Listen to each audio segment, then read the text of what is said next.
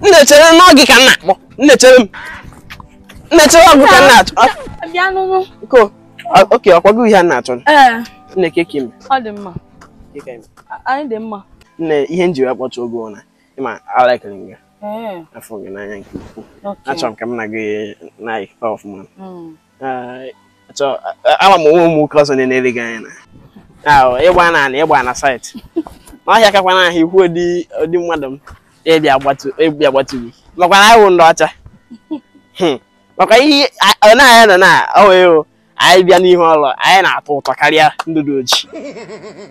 So nne ka ị na-achọ ịkọta m achọrọ m ka m na gị dịkọrịtakwanụ na mma ka anyị na-arụ ọfụma. Eji m ego na hapụchakwa na nna nso na emeghịkwe ihe iyi lee ọ biznes mere nji wee n'ụlọ.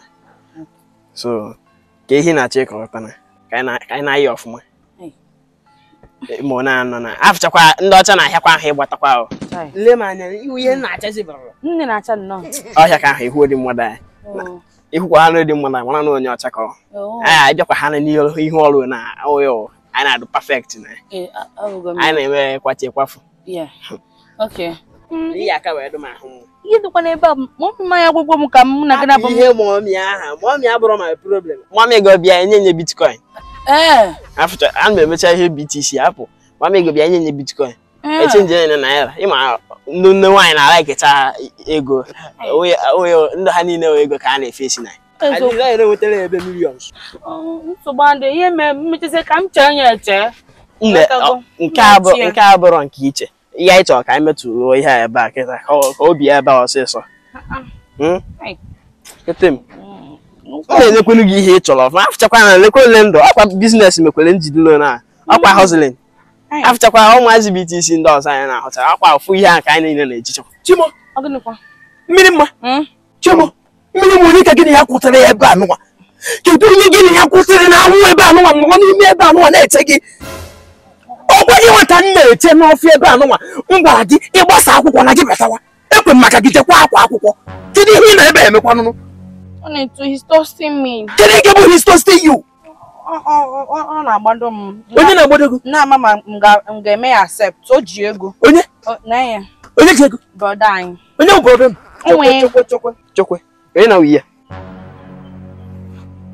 na-awụ ihe anụnwa onye na-ebe a kedu onye bụ ihe a na-ekwu okwu ebe a ọsọ maọbụ ụtọ mere apụ ala kedu nke bụ onye bụ ihe kịta ịgba gbawa gị anya kịta ịgba gbachasịa gị anya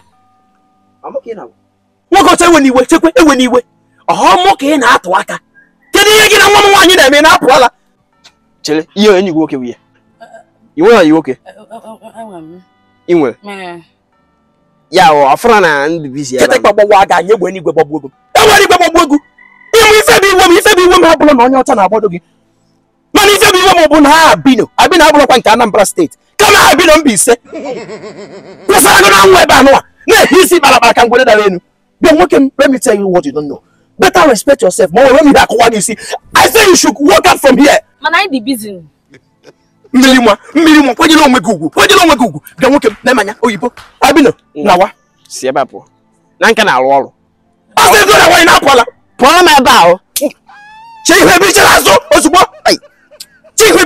ngwọna ọkwago mmemme gị ihe n'ụwa mmemme gị ife na-ekwe ebe ị na-aga na nwaanyị ebe ị na-aga m ga-eme gị ihe and mmiri mma for you mmiri ma obi kara gị ọpụ na ịhụnanya nwere n'ebe ị nọ mmiri mma ọpụ na ide ịhụnanya nwere n'ebe ị nọ ọkwa sị gị bataba skuul na aga m anọ n'ukwu osisi ebe a mụ na gị na-adị anọ ịpụta ebe abino na-agbado gị Abino ji ego abino ebe ji ego